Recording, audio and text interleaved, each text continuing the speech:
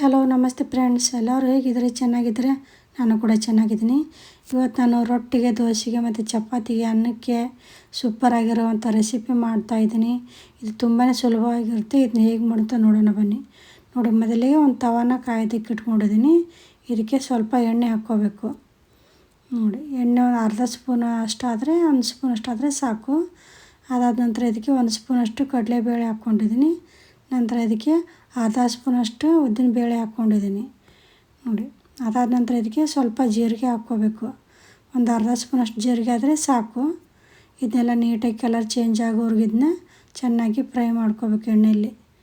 ನೋಡಿ, ನೀವು ಸರಿಯಾಗಿ ಫ್ರೈ ಮಾಡ್ಕೊಳ್ಳಿಲ್ಲ ಅಂದರೆ ಅದು ಹಸಿಯಾಗಿ ಕಚ್ ಅಂತ ಚೆನ್ನಾಗಿರೋದಿಲ್ಲ ಬಾಯಿ ಸಿಕ್ಕಾಗ. ಅದಕ್ಕೆ ಆದಷ್ಟು ಇದನ್ನ ನೀಟಾಗಿ ಚೆನ್ನಾಗಿ ಫ್ರೈ ಮಾಡಿಕೊಂಡ್ರೆ ಘಮ ಘಮ ಅಂತ ಟೇಸ್ಟ್ ಕೂಡ ಚೆನ್ನಾಗಿರುತ್ತೆ. ಅದಾದ ನಂತರ ಇದಕ್ಕೆ ಕಟ್ ಮಾಡಿ ಇಟ್ಕೊಳ್ತಾ ಬೆಂಡೆಕಾಯಿ ಹಾಕ್ಕೊಂಡಿದ್ದೀನಿ. ನೋಡಿ, ಬೆಂಡೆಕಾಯಿನ ಇದು ಲೋಳೆ ಅಂಶ ಎಲ್ಲ ಹೋಗುವವರೆಗೂ ನೀಟಾಗಿ ಚೆನ್ನಾಗಿ ಫ್ರೈ ಮಾಡ್ಕೋಬೇಕು ಇದನ್ನು. ನೋಡಿ, ಇದ್ರ ಲೋಳೆ ಅಂಶ ಎಲ್ಲ ಚೆನ್ನಾಗಿ ಹೋದರೆ ಚೆನ್ನಾಗಿ ಫ್ರೈ ಆಗಿ ಚೆನ್ನಾಗಿರುತ್ತೆ. ಇದನ್ನೆಲ್ಲ ನೀಟಾಗಿ ಫ್ರೈ ಮಾಡ್ಕೊಳ್ಳಿ. ಇದಾದ ನಂತರ ಇದಕ್ಕೆ ಸ್ವಲ್ಪ ಬೆಳ್ಳುಳ್ಳಿ ಹಾಕ್ಕೊತಿದ್ದೀನಿ. ನೋಡಿ, ಇದಕ್ಕೆ ಒಂದು 8-10 ಬೆಳ್ಳುಳ್ಳಿ ಆದರೆ ಸಾಕು. ನೋಡಿ, ಇವಾಗ ಇದನ್ನು ಕೂಡ ಚೆನ್ನಾಗಿ ಫ್ರೈ ಮಾಡ್ಕೋಬೇಕು. ಅದಾದ ನಂತರ ಇದಕ್ಕೆ ಒಂದು ಟೊಮೊಟೊನ ಕಟ್ ಮಾಡಿ ಇಟ್ಕೊಂಡಿರೋಂಥ ಟೊಮೊಟೊನ ಇದಕ್ಕೆ ಹಾಕ್ಕೊತಿದ್ದೀನಿ. ನೋಡಿ, ಹುಳಿಗೆ ನೋಡಿಕೊಂಡು ಮೀಡಿಯಮ್ ಸೈಜಿನ ಟೊಮೊಟೊ ಹಾಕ್ಕೊಂಡ್ರೆ ಸಾಕು. ಅದಾದ ನಂತರ ಒಂದು ಸ್ವಲ್ಪ ಪುದೀನ ಸೊಪ್ಪು ಕೂಡ ಹಾಕ್ಕೊಂಡಿದ್ದೀನಿ. ನೋಡಿ, ಇವಾಗ ಇದಕ್ಕೆ ರುಚಿಗೆ ತಕ್ಕಷ್ಟು ಉಪ್ಪು ಹಾಕ್ಕೋಬೇಕು. ನೀವು ಉಪ್ಪನ್ನ ಎಷ್ಟು ರುಚಿಗೆ ತಕ್ಕಷ್ಟು ನೋಡಿ ಹಾಕ್ಕೊಳ್ಳಿ. ಯಾಕಂದರೆ ಬೆಂಡೆಕಾಯಿನ ಎಷ್ಟು ತೊಗೊಂಡಿದೆ ಅದನ್ನ ನೋಡಿಕೊಂಡು ಇವಾಗಲೇ ಇದಕ್ಕೆ ಉಪ್ಪು ಹಾಕ್ಕೊಂಬಿಟ್ರೆ ಎಲ್ಲ ಟೊಮೊಟೊ ಅದಂದ್ರೆ ಬೇಗ ಚೆನ್ನಾಗಿ ಬೆನೆಯುತ್ತೆ. ಅದಕ್ಕೆ ಇವಾಗಲೇ ಇದಕ್ಕೆ ಉಪ್ಪು ಹಾಕ್ಕೊಂಬಿಟ್ಟಿದ್ದೀನಿ. ನೋಡಿ, ಇವಾಗ ಇದನ್ನು ಕೂಡ ನೀಟಾಗಿ ಚೆನ್ನಾಗಿ ಫ್ರೈ ಮಾಡ್ಕೋಬೇಕು. ನೋಡಿ, ಇವಾಗ ಇದಕ್ಕೆ ಇನ್ನೂ ಒಂದು ಸಾಮಗ್ರಿ ಹಾಕ್ಕೋಬೇಕು, ಸ್ಕಿಪ್ ಮಾಡಿದೆ. ನೋಡಿ, ಇದೆಲ್ಲ ನೀಟಾಗಿ ಚೆನ್ನಾಗಿ ಫ್ರೈ ಮಾಡ್ಕೋಬೇಕು. ಇದು ನೋಡಿ, ಇದ್ರ ಲೋಳೆ ಅಂಶ ಹೋಗಬೇಕು. ಇದನ್ನೆಲ್ಲ ನೀಟಾಗಿ ಚೆನ್ನಾಗಿ ಲೋಳೆ ಹೋಗೋವರೆಗೂ ಇದನ್ನ ಫ್ರೈ ಮಾಡಿಕೊಂಡ್ರೆ ಟೇಸ್ಟು ಮತ್ತು ಘಮ ಕೂಡ ಚೆನ್ನಾಗಿರುತ್ತೆ. ಇವಾಗ ಇದನ್ನ ಒಂದು ಮಿಕ್ಸಿ ಜಾರ್ಗೆ ತಗೊಂಬಿಡ್ತೀನಿ ಫಸ್ಟು. ನೋಡಿ, ಇವಾಗ ಇದರಲ್ಲೇ ನಾವು ತವ ಕಾದಿತ್ತಲ್ಲ, ಇವಾಗ ಮೆಣಸಿನ್ಕಾಯಿ ಹಾಕ್ಕೊಂಡಿದ್ದೀನಿ. ನೀವು ಖಾರಕ್ಕೆ ಎಷ್ಟು ಬೇಕೋ ಅದನ್ನ ಮೆಣಸಿನ್ಕಾಯಿನ ನೋಡ್ಕೊಂಡು ಹಾಕ್ಕೊಳ್ಳಿ. ಮೊದಲೇ ಹಾಕ್ಕೊಂಬಿಟ್ರೆ ಎಣ್ಣೆಯಲ್ಲಿ ಚಟಪಟ ಅಂತ ಸಿಡ್ದು ಮನೆಯೆಲ್ಲ ಘಾಟ್ ಥರ ಆಗಿ ಇದಾಗ್ಬಿಡುತ್ತೆ. ಅದಕ್ಕೆ ಲಾಸ್ಟಿಗೆ ಇದನ್ನ ಹಾಕ್ಕೊಂಡು ಫ್ರೈ ಮಾಡಿಕೊಂಡು ಇದನ್ನ ರುಬ್ಕೊಬೇಕು. ಇವಾಗ ನೋಡಿ, ಇಷ್ಟು ಫ್ರೈ ಆಗಿದೆಯಲ್ಲ, ಇದು ಸ್ವಲ್ಪ ಕಲರ್ ಚೇಂಜ್ ಆಗಿದೆ. ಇವಾಗ ಇದನ್ನ ರುಬ್ಕೊಂಡು ಇನ್ನೊಂದು ರೆಸಿಪಿ ಮಾಡ್ತೀನಿ ಬನ್ನಿ. ನೋಡಿ, ಇದು ತವಾನ ಇಟ್ಕೊಂಡಿದ್ದೀನಿ ನಾನು. ಇದಕ್ಕೆ 1 ಸ್ಪೂನಷ್ಟು ಕಡಲೆಬೇಳೆ ಹಾಕ್ಕೊಂಡಿದ್ದೀನಿ. ಅದಾದ ನಂತರ ಇದಕ್ಕೆ ಹೀರೆಕಾಯಿನ ಈ ಥರ ಉದ್ದುಗೆ ಕಟ್ ಮಾಡ್ಕೊಂಡಿದ್ದೀನಿ. ಸ್ವಲ್ಪ ಚಿಕ್ಕದಾಗಿನೇ ಕಟ್ ಮಾಡ್ಕೊಂಡಿದ್ದೀನಿ. ನೋಡಿ, ನಿಮ್ಗೆ ಯಾವ ಸೈಜಿಗೆ ಬೇಕೋ ಆ ಸೈಜಿಗೆ ಅಷ್ಟು ಕಟ್ ಮಾಡ್ಕೋಬೋದು.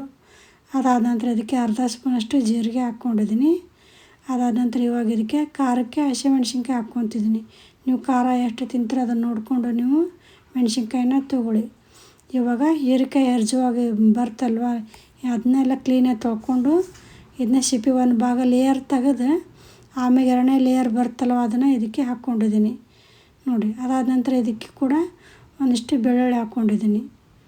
ನೋಡಿ, ಒಂದು 5ರಿಂದ 10 ಬೆಳ್ಳುಳ್ಳಿ ಎಸಳಾದರೆ ಸಾಕು. ಅದಾದ ನಂತರ ಇದಕ್ಕೆ ಸ್ವಲ್ಪ ಹುಣಸೆಹಣ್ಣು ಹಾಕ್ಕೋಬೇಕು. ನಂತರ ಇದಕ್ಕೆ ರುಚಿಗೆ ತಕ್ಕಷ್ಟು ಉಪ್ಪು ಹಾಕ್ಕೋಬೇಕು. ಇವಾಗಲೇ ಉಪ್ಪು ಹಾಕ್ಕೊಂಡ್ರೆ ಚೆನ್ನಾಗಿ ಬೆನೆಯುತ್ತೆ, ಬೇಗ ಕೂಡ ಬೆನೆಯುತ್ತೆ, ಚೆನ್ನಾಗಿರುತ್ತೆ. ಇವಾಗ ಇದಕ್ಕೆ ಸ್ವಲ್ಪ ಎಣ್ಣೆ ಹಾಕ್ಕೊಂಡಿದ್ದೀನಿ. ನೋಡಿ, ಅರ್ಧ ಸ್ಪೂನಷ್ಟು ಎಣ್ಣೆ ಆದರೆ ಸಾಕು. ಇವಾಗ ಇದನ್ನೆಲ್ಲ ನೀಟಾಗಿ ಚೆನ್ನಾಗಿ ಮಿಕ್ಸ್ ಮಾಡ್ಕೋಬೇಕು. ನೀವು ಈ ಥರ ತವಾದಲ್ಲಿ ಕೂಡ ಫ್ರೈ ಮಾಡ್ಕೋಬೋದು, ಇಲ್ಲಾಂದರೆ ಬಾಣಲೆಯಲ್ಲಿ ಕೂಡ ಫ್ರೈ ಮಾಡ್ಕೋಬೇಕು. ಅದು ಕೂಡ ನಿಮ್ಗೆ ಯಾವ್ದು ಅನುಕೂಲ ಆಗುತ್ತೋ ಅದರಲ್ಲಿ ಕೂಡ ಇರುತ್ತೆ. ನೋಡಿ, ಇವಾಗೆಲ್ಲ ನೀಟಾಗಿ ಚೆನ್ನಾಗಿ ಇದನ್ನೇ ಎಣ್ಣೆಯಲ್ಲಿ ಎಲ್ಲ ಹಾಕಿದೆಯಲ್ಲ ಅದನ್ನೆಲ್ಲ ನೀಟಾಗಿ ಚೆನ್ನಾಗಿ ಫ್ರೈ ಮಾಡ್ಕೋಬೇಕು. ನೋಡಿ, ಇದೆಲ್ಲ ನೀರು ಬಿಟ್ಕೊಳುತ್ತೆ. ಇದು ಹೀರೆಕಾಯಿ ಎಲ್ಲ ನೀರಿನ ಅಂಶ ಹೋಗೋವರೆಗೆ ಇದನ್ನ ಫ್ರೈ ಮಾಡ್ಕೋಬೇಕು. ಇವಾಗ ನೋಡಿ, ಸ್ವಲ್ಪ ಎಲ್ಲ ಬೆಂದಿದೆ. ಇವಾಗ ಇದಕ್ಕೆ ಸ್ವಲ್ಪ ಪುದೀನ ಸೊಪ್ಪು ಮತ್ತು ಕೊತ್ತಂಬರಿ ಸೊಪ್ಪನ್ನ ಹಾಕ್ಕೊಂಡಿದ್ದೀನಿ. ನೋಡಿ, ಪುದೀನ ಸೊಪ್ಪು ಹಾಕ್ಕೊಂಡ್ರೆ ಘಮ ಕೂಡ ಚೆನ್ನಾಗಿರುತ್ತೆ. ನೋಡಿ, ಆಪ್ಷನಲ್ಲಿದು, ನಿಮ್ಗೆ ಇಷ್ಟ ಇದ್ದರೆ ಹಾಕ್ಕೋಬೋದು, ಇಲ್ಲಾಂದರೆ ಸ್ಕಿಪ್ ಮಾಡ್ಕೋಬೋದು. ಇದರಲ್ಲಿ ಇರೋಂಥ ನೀರೆಲ್ಲ ಬಿಟ್ಕೊಳುತ್ತೆ. ನೋಡಿ, ಇವಾಗ ಇದನ್ನೆಲ್ಲ ಎಷ್ಟು ಮೆತ್ತಗಾಗಿದೆ, ಆವಾಗ ಎಷ್ಟಿತ್ತು, ಇವಾಗ ಹೆಂಗೆ ಮೆತ್ತಗಾಗಿದೆ ಅಂತ ಈ ಥರ ಎಲ್ಲ ನೀಟಾಗಿ ಚೆನ್ನಾಗಿ ಮೆತ್ತಗಾಗಲಿದು. ನೋಡಿ, ಇದು ದೋಸೆಗೆ ರಾಗಿ ದೋಸೆ ಮಾಡ್ಕೊತೀವಲ್ಲ ಅದರಲ್ಲಿ ಕೂಡ ಬರುತ್ತೆ. ಮತ್ತು ನಾವು ಬಿಸಿ ಅನ್ನಕ್ಕೆ ಸಾಂಬಾರು ಮಾಡ್ಕೊಳಕ್ಕೆ ಬೋರ್ ಆದಾಗ ಈ ಥರ ಚಟ್ನಿ ಮಾಡಿ ಇಟ್ಕೊಂಡಿದ್ರೆ ಅದನ್ನ ಹಾಕ್ಕೊಂಡು ತಿನ್ಬೋದು. ನೋಡಿ ನೀರು ಹೇಗೆ ಬಿಟ್ಟಿದೆ ಅಂತ, ಈ ಥರ ನೀರು ಬಿಡುತ್ತೆ ಅದು. ಅದಕ್ಕೆ ಇದನ್ನ ಚೆನ್ನಾಗಿ ನೀರೆಲ್ಲ ಹೋಗ್ಬೇಕದು. ನೀರು ಹೋಗೋವರೆಗೆ ಇದನ್ನ ಸ್ವಲ್ಪ ಹೊತ್ತು ಬೇಯಿಸ್ಕೋಬೇಕು. ಇವಾಗ ಇದಕ್ಕೆ ಒಂದು ಮುಚ್ಚಳ ಮುಚ್ಚಿ ಇದರಲ್ಲಿರೋ ನೀರೆಲ್ಲ ಹೋಗೋವರೆಗೆ ಇದನ್ನ ಚೆನ್ನಾಗಿ ಬೇಯಿಸ್ಕೊಂಬರ್ತೀನಿ. ನೋಡಿ ಚೆನ್ನಾಗಿರುತ್ತೆ. ನೋಡಿ ಇವಾಗ ಮುಚ್ಚಳ ತಕ್ಕೊತೀನಿ. ನೋಡಿ ಇದರಲ್ಲಿರುವಂಥ ನೀರೆಲ್ಲ ಹೋಗಿದೆ ಅಂತ ನೋಡಿಕೊಂಡು ಇದನ್ನ ಇನ್ನೊಂದು ಸಾರಿ ಮಿಕ್ಸ್ ಮಾಡ್ಕೋಬೇಕು. ಈ ಥರ ನೋಡಿ ನೀಟಾಗಿ ಚೆನ್ನಾಗಿ ಇದನ್ನ ಮಿಕ್ಸ್ ಮಾಡ್ಕೋಬೇಕು. ನೋಡಿ ಈ ಚಪಾತಿಗೆ ಆಗುತ್ತೆ, ಚೆನ್ನಾಗಿರುತ್ತೆ ಇದು. ಇವಾಗ ಇಷ್ಟೆಲ್ಲ ಮಿಕ್ಸ್ ಮಾಡ್ಕೊಂಡಿದ್ರಲ್ಲ, ಇವಾಗ ಒಂದು ಮಿಕ್ಸಿ ಜಾರ್ಗೆ ತೊಗೊಂಡಿದ್ದೀನಿ. ನೋಡಿ ಒಂದು ಮಿಕ್ಸಿ ಜಾರ್ ತೊಗೊಂಡಿದ್ದೀನಿ, ಅದಕ್ಕೆ ಇದನ್ನೆಲ್ಲನೂ ಹಾಕ್ಕೊತೀನಿ. ನಿಧಾನಕ್ಕೆ ಬಿಗ್ನರ್ಸಿಗೆ ಗೊತ್ತಿರೋದಿಲ್ಲ, ಅದಕ್ಕೆ ನಿಧಾನಕ್ಕೆ ಹುಷಾರಲ್ಲೇ ಹಾಕ್ಕೊಳ್ಳಿ. ಇವಾಗ ಇದಕ್ಕೆಲ್ಲ ನಾವು ಉಪ್ಪು ಮತ್ತು ಖಾರಕ್ಕೆ ಅರಿಶಿನ ಇದು ಮೆಣಸಿನ್ಕಾಯಿ ಹಾಕ್ಕೊಂಡಿದ್ದೀವಿ, ಎಲ್ಲ ಹಾಕ್ಕೊಂಬಿಟ್ಟಿದ್ದೀವಿ ಅಲ್ವಾ. ನೋಡಿ ಇವಾಗ ಇದನ್ನ ರುಬ್ಕೊಂಡ್ಬಂದ್ಬಿಟ್ರೆ ಆಯಿತು. ನೋಡಿ ಇದನ್ನ ರುಬ್ಕೊಂಡು ಒಂದು ಬೌಲ್ಗೆ ಹಾಕ್ಕೊಂಡಿದ್ದೀನಿ. ಇವಾಗ ಇದಕ್ಕೆ ಒಂದು ಪುಟ್ಟದಾಗಿ ಒಗ್ಗರಣೆ ಹಾಕ್ಕೊಂಬಿಟ್ರೆ ಸಾಕು. ಇದಕ್ಕೇನೆ ಸ್ವಲ್ಪ ಎಣ್ಣೆ, ಸಾಸಿವೆ, ಜೀರಿಗೆ ಹಾಕ್ಕೊಂಡು ಸ್ವಲ್ಪ ಮೆಣಸಿನ್ಕಾಯಿ ಹಾಕ್ಕೊಂಬಿಟ್ಟಿದ್ದೀನಿ, ಒಣ ಮೆಣಸಿನ್ಕಾಯಿನ. ಇಷ್ಟ ಆದರೆ ಸಾಕು. ನೋಡಿ ಇದನ್ನೆಲ್ಲನೂ ಮೆಣಸಿನ್ಕಾಯಿ ಒಗ್ಗರಣೆನೆಲ್ಲ ನೀಟಾಗಿ ಚೆನ್ನಾಗಿ ಮಿಕ್ಸ್ ಮಾಡ್ಕೊಂಬಿಟ್ರೆ ಆಯಿತು. ಇದಕ್ಕೆ ಸ್ವಲ್ಪ ಮೇಲ್ಗಡೆಗೆ ಸ್ವಲ್ಪ ಕೊತ್ತಂಬರಿ ಸೊಪ್ಪು ಹಾಕ್ಕೊಂಡಿದ್ದೀನಿ. ನೋಡಿ ಒಗ್ಗರಣೆ ಹಾಕ್ಕೊಂಡ್ರೆ ಬರ್ತೈತಿ, ಒಗ್ಗರಣೆ ಹಾಕ್ಕೊಂಡೇ ಇದ್ರೂ ನಡೆಯುತ್ತೆ, ಚೆನ್ನಾಗಿರುತ್ತೆ.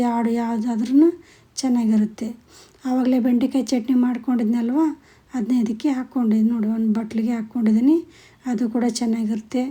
ನೋಡಿ ನೀವು ದೋಸೆಗೆ, ರೊಟ್ಟಿಗೆ, ಚಪಾತಿಗೆ, ಅನ್ನಕ್ಕೆ ತುಂಬ ಚೆನ್ನಾಗಿರುತ್ತೆ. ನೀವು ಕೂಡ ಖಂಡಿತ ಟ್ರೈ ಮಾಡಿ ಹೇಗಿತ್ತು ಅಂತ ತಿಳಿಸಿ.